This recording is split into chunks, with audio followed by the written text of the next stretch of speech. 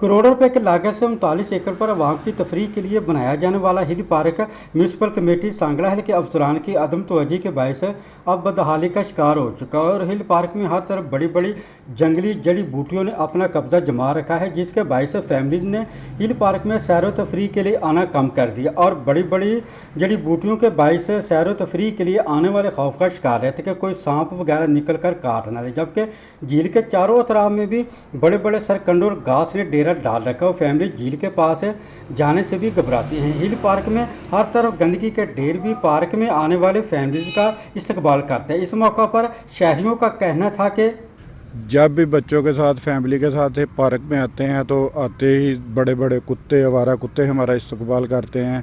बड़ी बड़ी झाड़ियाँ और बड़ी बड़ी जो अपना रूढ़ियाँ हैं वो गंद पड़ा हुआ है, गंदगी के ढेर हमारा इस्तकबाल करते हैं। बच्चे बजाय एंजॉय करने के परेशान हो जाते हैं कि ये कैसी इंतज़ामिया है। बच्चे कहते हैं कि कैसी इंतज़ामिया है जो कि इधर सफाई का भी ख्याल नहीं रखती और बड़ी बड़ी भैंसें चल रही होती हैं। आवारा कुत्तों का राज है, कोई इधर पुरसाने हाल नहीं है। कोई किसी को नहीं पता कि हिल पार्क है आवाम के लिए करोड़ों रुपए की लागत से बनाया।